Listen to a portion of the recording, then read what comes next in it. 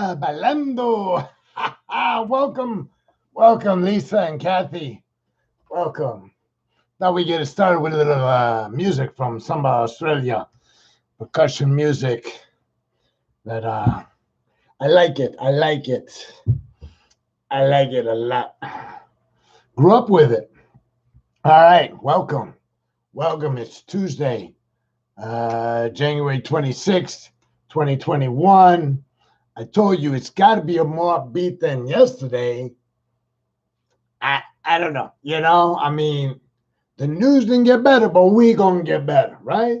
We're going to get better because we're going to connect. We're going to have community. Yes. And so let's enjoy. Let's enjoy the next 40 something minutes. All right. Let's do it together. And there's a couple of different ways we can do that. All right. We can do that by interacting. That means you could ask questions, I can answer them. Or you could make answers and I can make questions. I don't know. That's Jeopardy, isn't it? Anyways, let me tell you a little bit about what's happening since the last time we met. All right. I didn't sleep well last night. I'm like burned out. Right. Some days are like that. I mean, I just, I don't sleep that well, but that's not too bad. But then I get up at like 4:30 in the morning and I can't get back to sleep. I'm curious. I'm like, what's happening? What's happening on the news? Because I'm so used to 4.5 years, every freaking day, something tragic was going on in the news. And we get up early and tune it in to see what did Trump do last night or what did Trump do while I was sleeping because he was a Twitter guy. He Twitter all through the night.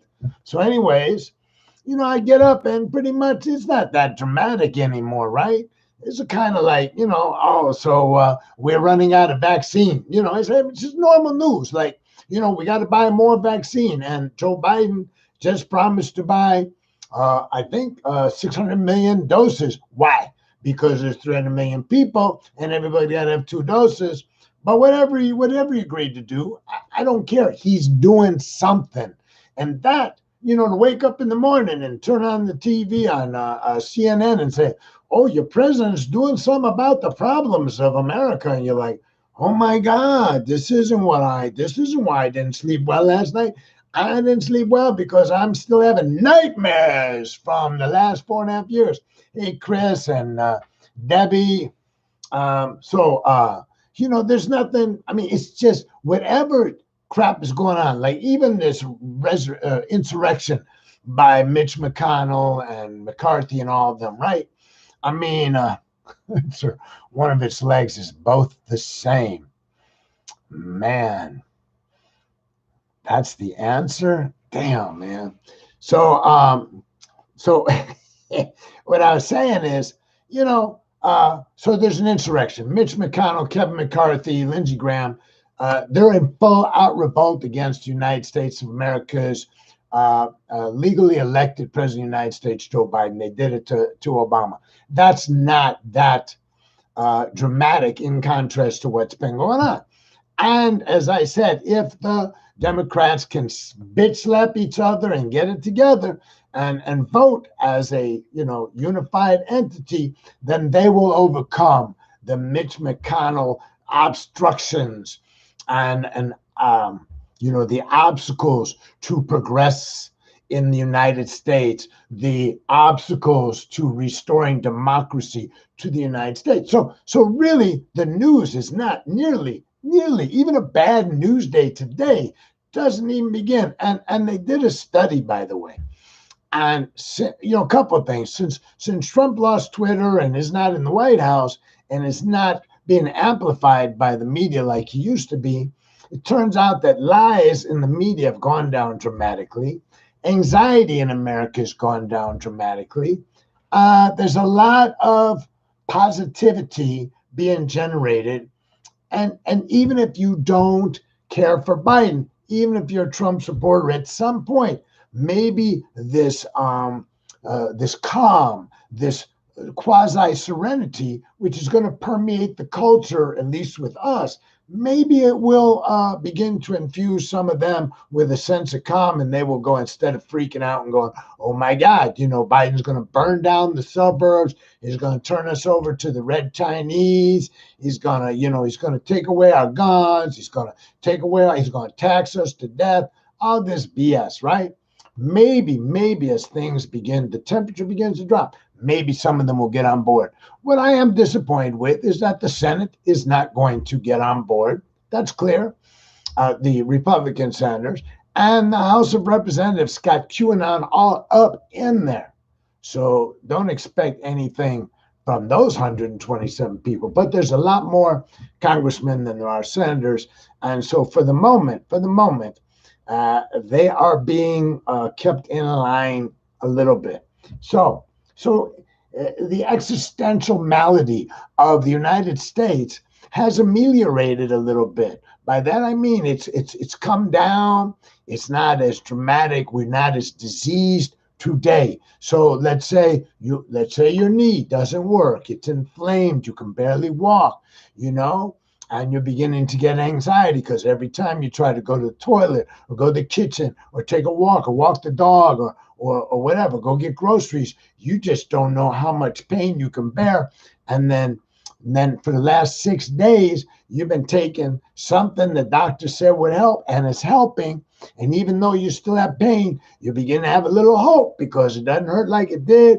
Now you're able to do some things around the house, and maybe you only get 20 minutes before you begin to feel bad. I don't know. Video is fuzzy. Yeah, you know what? I wonder, Mark, that's an interesting observation. See, on my thing, it's normal, right?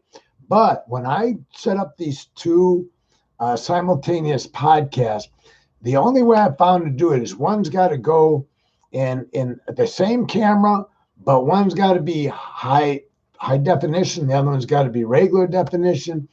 I don't know if that maybe is also inviting a distortion. I just don't know. I'll have to look into that.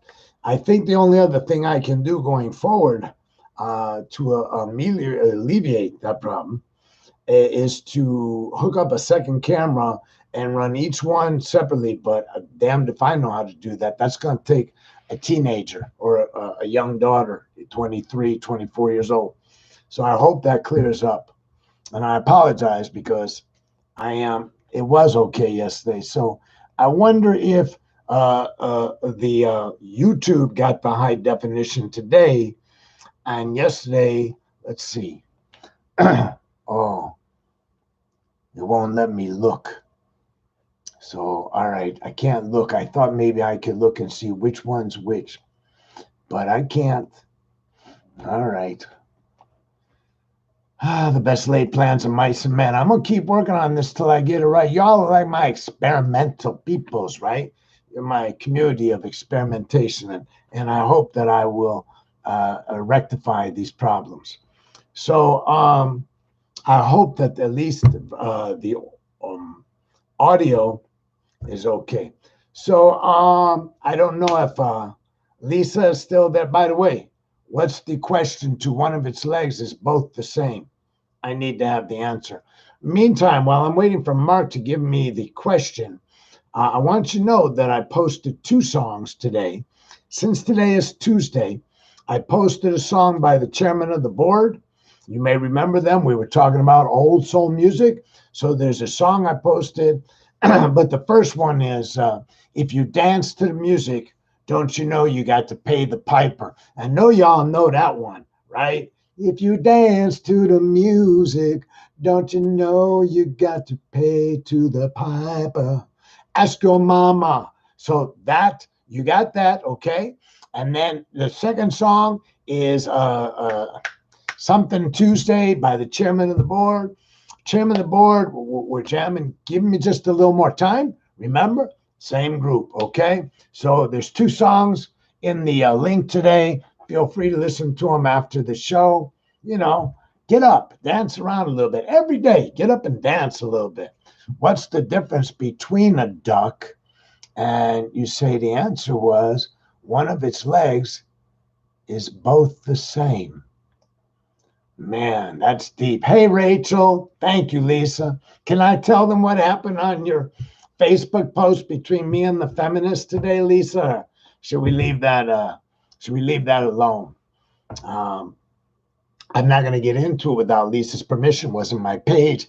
I intruded into Lisa's page. She's a friend on Facebook, and it could be kind of a fun little anecdote to share with you at the moment. But I'm not going to be okay. Thank you, Lisa. So she posted a meme about guys getting vasectomies. Now the point of the meme was, in order to correct the imposition on females, and this is my characterization, why don't men look at regulating their own bodies instead of always trying to regulate a woman? Why don't we do something about our own? And this a guy, he kind of wrote this thing that, well, just men should get a vasectomy at an early age, and then when they grow up, they're open to they can get a reversal, right?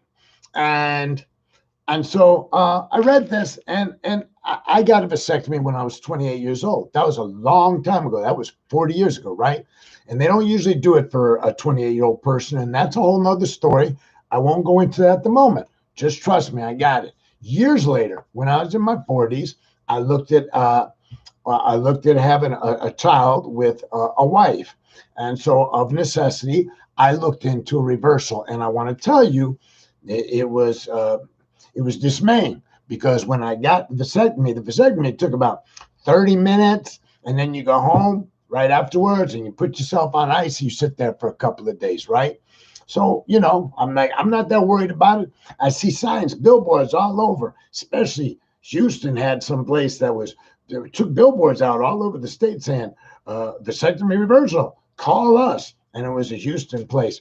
So I'm like, all right, let's look into it. So I'm looking into it, and it's like, sir, that'll be, that's not covered by insurance. That'll be $10,000 cash. This is a long time ago, 20 years ago. That'll be $10,000 cash, and you will have to stay in the hospital for 3 days, and we can't guarantee success. And the older you get, the more difficult, blah, blah, blah, blah, blah, blah, blah, blah, blah. All right, anyways, it happened, but always impressed upon me, you got to know everything. So I didn't like that this meme just threw out vasectomy. I got the point. There are other ways to make the point about men should be responsible for themselves. And in the course of doing that, in the course of being responsible for ourselves sexually, we need to honor what havoc we create in women if we inseminate them and leave them the burden of trying to navigate having a child or not having a child, so that and everybody here, you're all wise enough to know that, everything that's ever been done around birth control other than a condom has been imposed upon women. They never come up with a pill for men that would stop sperm from being present. And so men have only had a surgical option. They haven't had anything like the pill.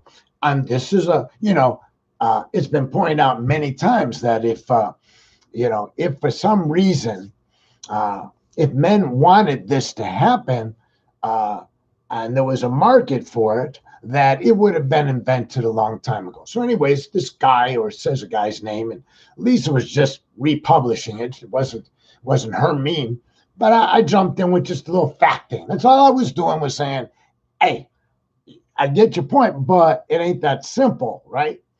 And so Lisa said, here's the point. And I'm like, yeah, I dig it. I was just trying to correct this. Didn't want this misimpression out there, because people read that stuff and they're like, yeah, baby, you should get, hey, honey, why don't you get a vasectomy? And you can always get it reversed. No, you can't. All right. So she got some feminist friends, and they're jumping on me like I just threw them under a bus. I didn't do anything. All I said is, it ain't that easy, right? So I'm like, yo, I'm cool, Here, listen, you guys do what you want. I was just addressing a fact. I didn't say nothing about women. I didn't say one freaking word about women, the integrity of a woman's body, or anything. So I did. Then I went in and I said, yeah, I'm all about women having choice over their bodies, and I figured that better leave it alone. I'm just saying all I was addressing. Boom, now, pew, pew, pew, pew, pew. Start, one woman started, taking shots at me and saying, "Oh, you don't know, you can't fight when somebody stands up to you." And you should see what I typed, right? I can't stand up. I'm like, oh, girl, bah, bah, bah, bah, bah, bah, bah, bah. And then I went back and I'm like, oh, hell, this ain't even on my page. What am I going to do? So Lisa now knows I went in and deleted the entire thing, because once you delete your top statement, everything that was replied to you disappears. And then I just wrote to Lisa and said, if your friends want to do combat, I'm more than happy to do it. Feminist, non-feminist, gay, not gay. I don't care what you are. There are no sacred cows with me. If you want to arm wrestle, you want to take me on, well, then let's just rock this. So, yeah, I insulted the woman, but she never saw it. I deleted it as soon as I hit send. It sent. I went back in. I deleted the whole thing. And Lisa was very nice. She sent me a private message, said, "Sorry you got attacked by my feminist friends." And I'm like, I've been hit harder than that, you know. And I'm not denigrating the hit of a woman. I'm just saying, if you want to call me out, you know, you might want to try to call me out for something that historically I've had some kind of issue with. But I got too many friends going back my role if So, anyways, uh, it doesn't matter if anybody knows what problems are involved with the reversal.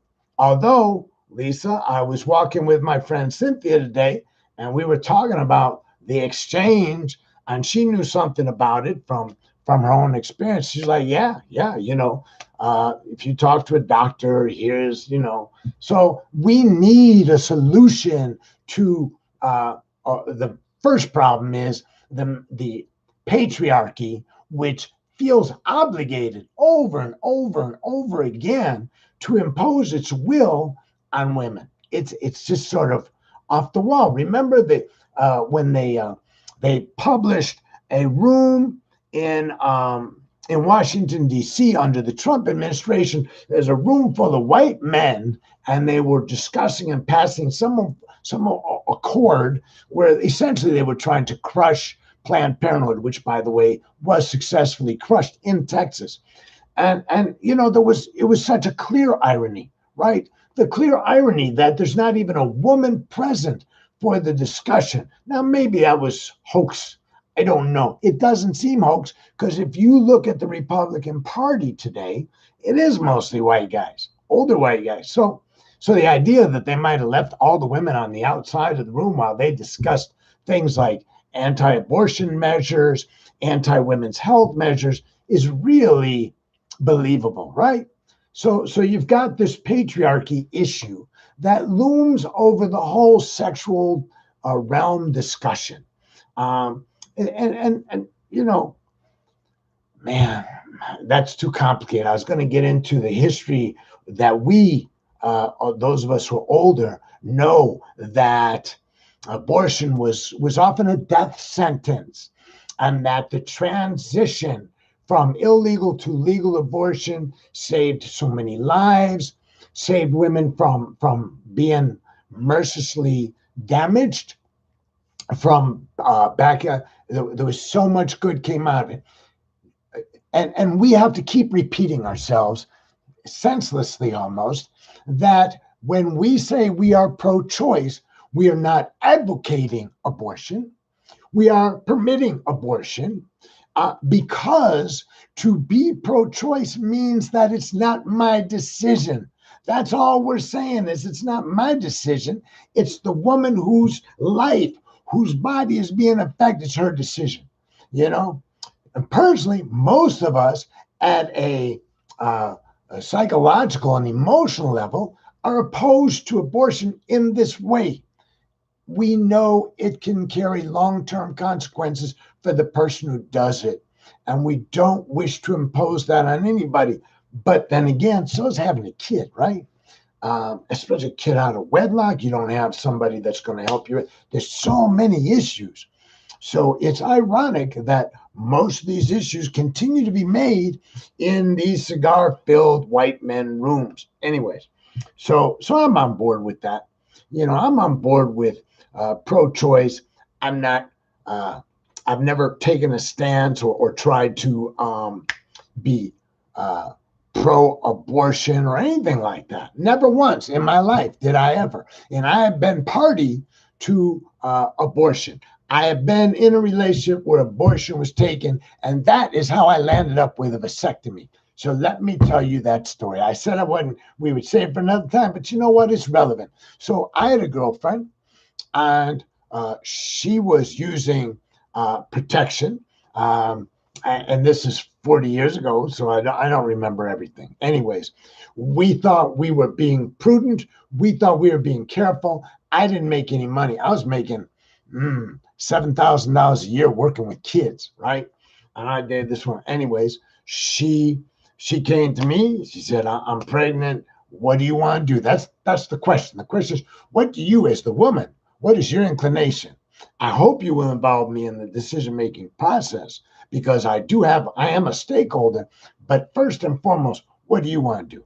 She said, well, I can't have a kid. I just can't do that. This isn't the time for me. Okay.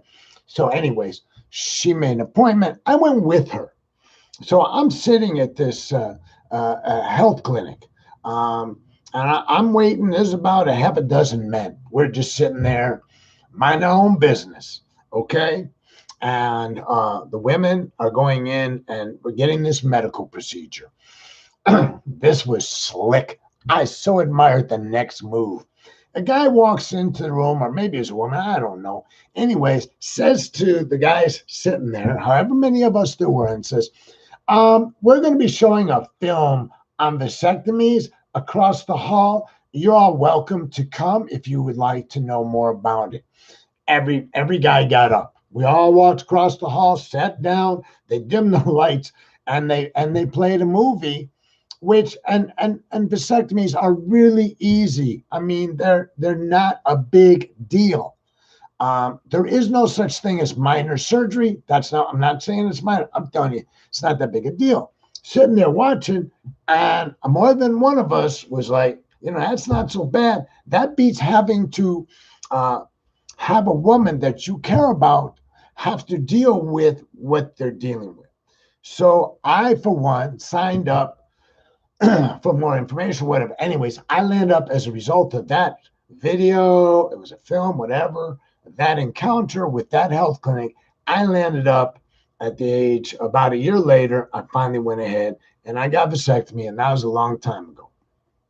And so I took birth control into my control. And sometimes that seemed prudent, and other times it was challenging. But I didn't regret what I did. And as you all know, I subsequently, many years later, I adopted 2 daughters, and I'm fine with that decision. I never felt compelled to have the Goldberg bloodline continued. I never woke up in the morning and said, God, I wish I had a mini me. God, wouldn't it be great to have a mini Ken? I think I would have appreciated a boy if my ex-wife had 2 boys instead of 2 girls, and they had been just as cute. I think I'd be the father of 2 boys. My daughters would tell you that I tried to raise them as boys in this regard. When I would go out to buy them gifts, and I was the gift giver in the family because I was the pocketbook, so to speak, I would often go out and get them a remote control truck because it was something we could play together. I got them dolls and, dress up dolls and stuff like that, but I also bought them, what do you call those big trucks with the, remote control? I bought them a mini bike, a chopper mini bike. I bought him a quad. So, they came to me one day. They looked at me. They had this forlorn look on their face. God is my witness. I don't know. They were preteen. They were not teen yet. and they looked at me and said, can we have, can we get a dress? Like they were afraid I was going to say no. Now, they didn't need a dress. They had skirts and stuff. They went to school. They dressed like normal kids. They wanted something a little jazzier. And as it is, where we lived, we knew somebody had a dress store, and they gave us some sample dresses. And what the girls wanted to do is they wanted to dress up and play princess and stuff like that. And it worked out fine. They didn't have any balls to go to. They didn't have any proms to go to at that age. And I had no problem providing them with that. But I'm a guy. I don't know what a little girl wants. I tried. I got them American Girl dolls. When I was in Chicago, there's an American Girl store. I went up all in that bad baby. And if you know anything about American Girls, man, they ain't cheap. Oh, good God. Do you need your wife or mother's signature for a vasectomy? Well, I didn't have a wife, and I was 28, so no, you don't need your mother's signature. If you're talking about a vasectomy, I didn't need anybody's permission. I don't know. You say women today still need to get permission for you're talking about to terminate a pregnancy, or you're talking about to get a hysterectomy, or what? So all I can tell you is at 28, I was not in a significant relationship. I was not asked to provide any permissions. I wasn't married, and I wasn't married for another 6 or 7 years. So I hope that answered, Ray Dean, but if not, please just type what it is I'm supposed to answer, and I'm here to do the deed. So anyways, I've had a full life. I've had a full life, and after that, I never got anybody pregnant. I never had the problems associated with being over testosterone or overproductive or whatever. I believe, as Lisa's pointed out, if the ladies met you in real life, well, you would charm them easily. They are lovely and like-minded, just defensive as hell. And, it's true that social media does not lend itself to understanding very well, right? But I would say on its face, Lisa's friend should have recognized that I didn't say anything that was anti-feminist. That they got defensive was their issue. Now, I will say that I am quick to combat, and I'm glad that I caught myself and I defaulted to let's not do this. But I couldn't do it without putting it on Lisa's thing that if they still wanted to fight with me, please let me know. So, I've got a history, as you know. I've talked freely about it. I have a history of being, how do you say, passive. I mean, I have a history of not being passive. Okay. So I'm in law school, and it's my first semester. At the end of the semester, you only get grades, one grade, one test. One grade, one test. You get one test at the end of every semester for that class. Pass or fail. You get A, B, C, D, F.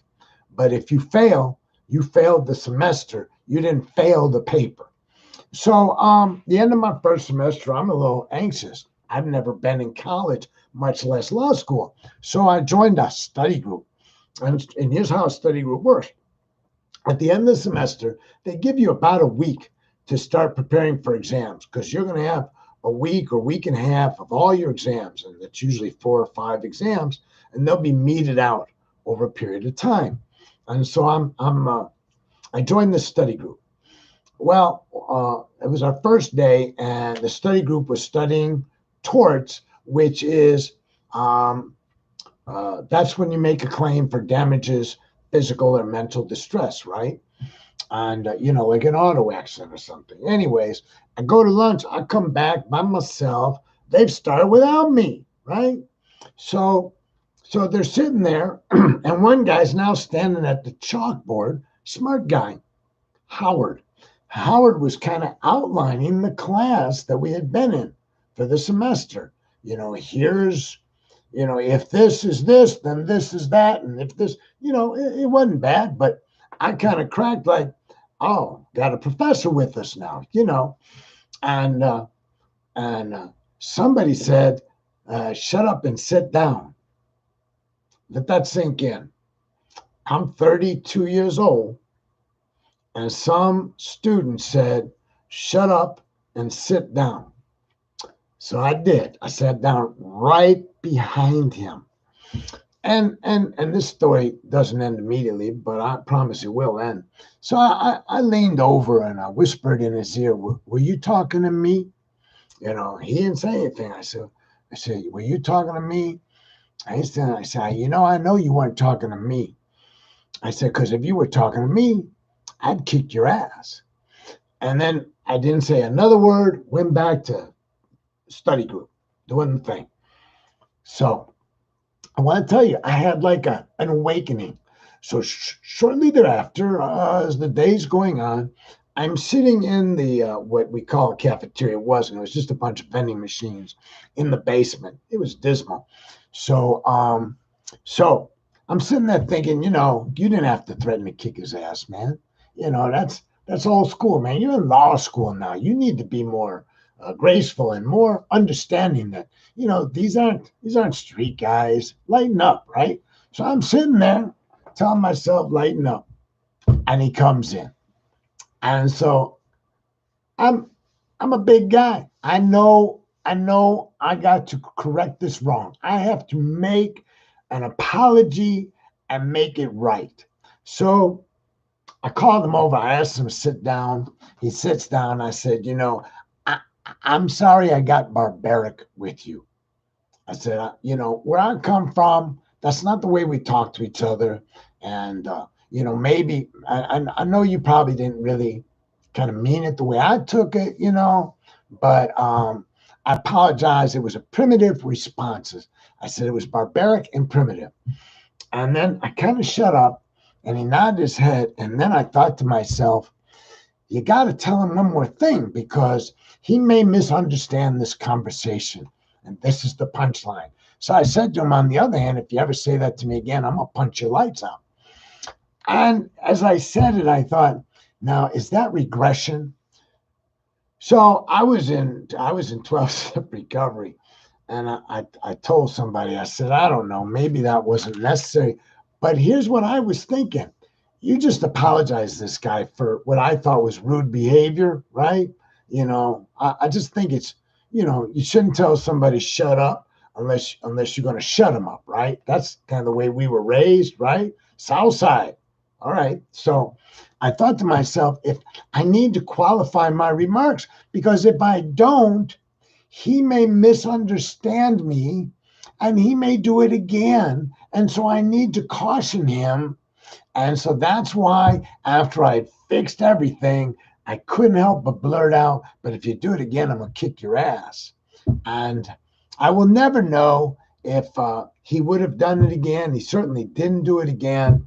And I'm not sure that I could fight my way out of that psychological paper bag, even if it was wet, because I don't have all the social skills that some people have. I can mediate disputes for other people. I can negotiate legal cases and harms done between two parties. I can mediate, I can litigate, I can manage those things.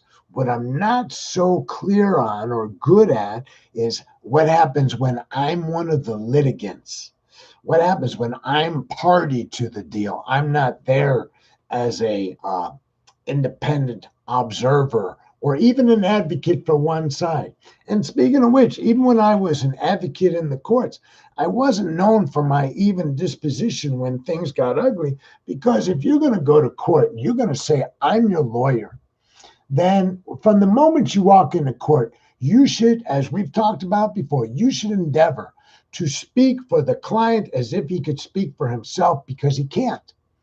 You should make an effort to leave no challenge unanswered, because this guy may be facing prison or financial oppression. And so you should walk in there as an advocate. And I'm not talking about that. So if for some reason the other side, judge or prosecutor or an insurance attorney, would make the mistake of insulting my client, well, how would you feel if you were in a court of law? Let's say you're a defendant, you've been accused of a crime. Maybe you didn't, maybe you didn't. It doesn't really matter. You're entitled to respect because you haven't been convicted of anything, first of all, and even if you have, you're entitled to respect. So how would you feel? You're standing there and people are dumping on you, and the guy that's known as your mouthpiece, who's getting paid either by you, by your family, or by the government to represent you, is sitting there silent. No, no, no, no, no, no. You feel like you're getting abused. And that sensation, that feeling of abuse, well, you carry that with you back to the jail or back home or back to prison, whatever it is. No, no, no. When you leave me, yeah, and you go back there and you see all your homies in the lockup, and they say, "Well, what happened?" They need to say, "My lawyer, he's the bomb. He stood up for me. He didn't let them." And it may not just be insulting him. Whatever it is, whatever oppression is thrown at your client, you got to answer it. You all have done the same thing on behalf of your children. All you who have children know that at some point in time, when somebody uh, denigrated your children verbally, that you weren't gonna have that, right? And the reason was, and first and foremost, is because your child was a child and they weren't able to defend themselves. Well, nobody can defend themselves in court. I mean, the system is set up. If you're a defendant or a litigant, you're not supposed to open your mouth. Your lawyer's supposed to do it all. So it's in many respects, it's like having a young child, right? And you're just not going to do it. The other thing is, you are not going to allow it because you care about your child. If you don't care about your client and you're a lawyer, you're not doing your job, man. Then hand the case off to somebody else. I always cared. I mean, there's a story to every story. There's a human to every story. And all these humans were very, very human. Even the ones that were charged with murder or some sort of even child abuse.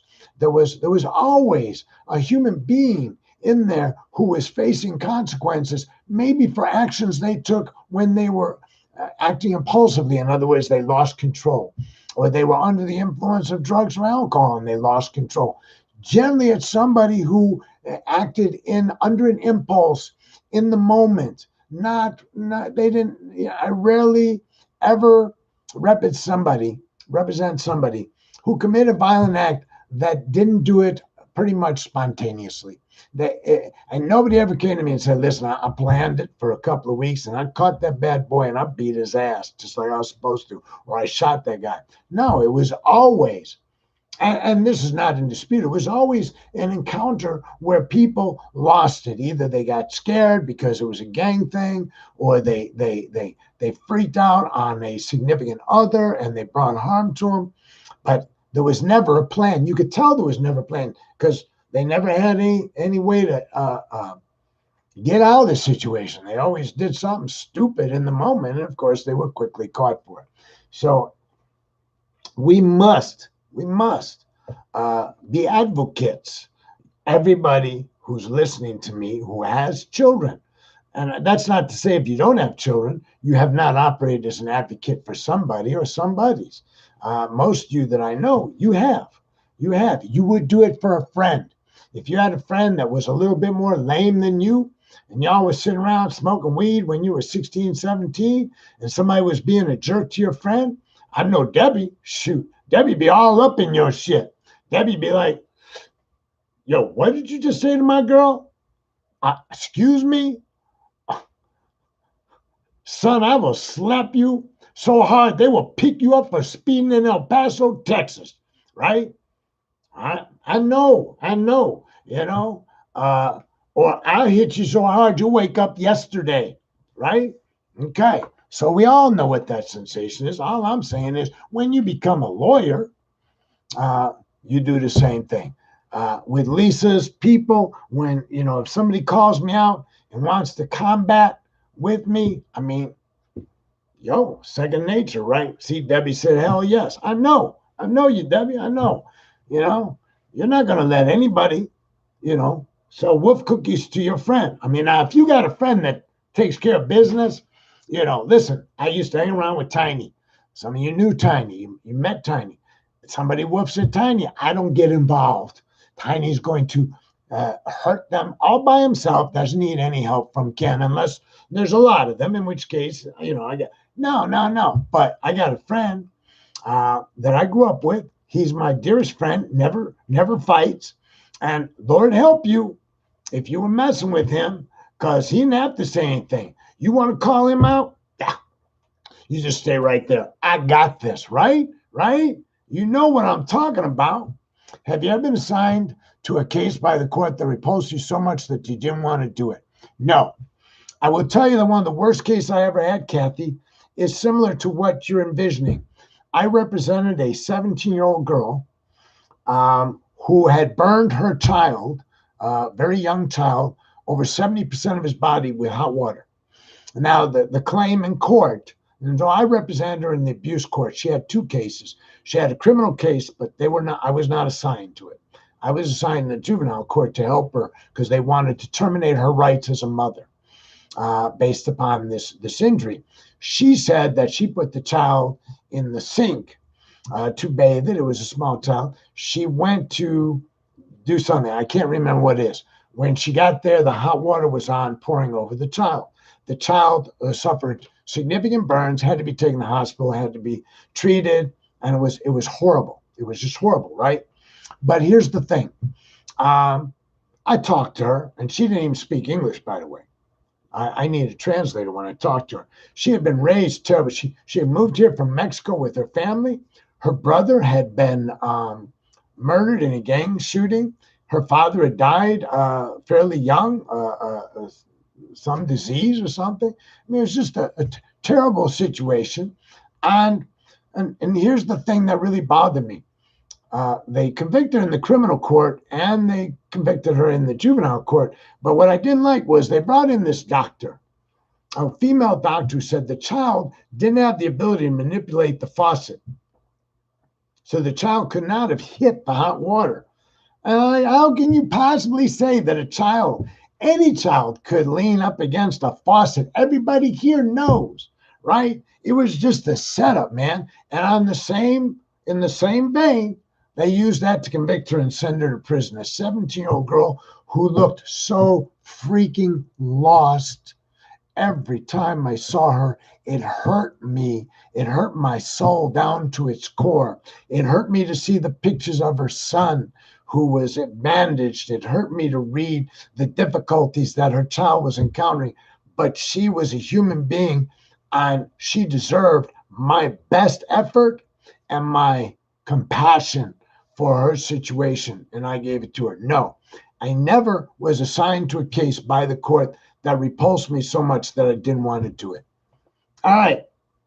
That's a wrap, isn't it? All right. Thank you, anybody who tuned in. If I didn't get to you to say hello, I apologize. It means you didn't write a comment in. Feel free. And if you want to tell somebody about this, they can watch this later on. Maybe it's too fuzzy. I don't know. But I appreciate Debbie and Kathy and Mark and Ann and Lisa and whoever else showed up today. Sean. Oh, yeah. Sean and Rachel and, Chris and Becky. I mean, this is one of the coolest things that happens to me in the course of a day is being able to show up here and see my friends and see their friends and almost family, right? Because while I have 3 black cats that I love them, they just can't carry. They can't carry a conversation. They can't carry a tune. You can put on some jam music. They just look at you like, what are you doing, right? So anyways, all right, gotta go. I put my hands together before my heart. I bow my head, and I want you to try to do the same or do something similar. So it looks like prayer. It can be prayer. My word, as prayer, it would sound like, oh, dear God, please, I seek happiness, good health, freedom from harm. I seek freedom from anger, anxiety, and fear. And I pray for a life filled with peace and comfort. And I pray that my mother and father, wherever they may be, and all my family and all my friends. Be happy, be healthy, and free from harm. May all my friends find the path that leads them to greater peace and comfort. And dear God, may all those persons I find difficult, may you see to their good health, their well-being, bring them peace, comfort, and joy. And to all living beings throughout your universe, whatever higher power we believe in, or no higher power but the goodwill and metta that we have radiating throughout, so that all living beings are happy, healthy, free from harm, living their lives in safety, comfort, and peace. These things we pray to all higher powers that we may embrace. Satu, Satu, Satu, or Amen. That's all I'm saying. You know what I mean? Yo. Well, thank you. Thank you. I appreciate that feedback, Mark. Chris, thank you. And Becky and Debbie, thank you. And Joan, you guys are the best, man. You know, thank you, Lisa. You were very tolerant of me today. Congratulations on your new car, by the way. Use it in good health. Mazel tov is what the Jews would say to you upon the acquisition of a brand new vehicle or a brand new house. So that was mazel tov. You know, good luck. Good night. Smiles. See you tomorrow. Thank you. Thank you. All right, guys. Stay safe. Wear a mask. Keep socially distanced. Bye, Rachel.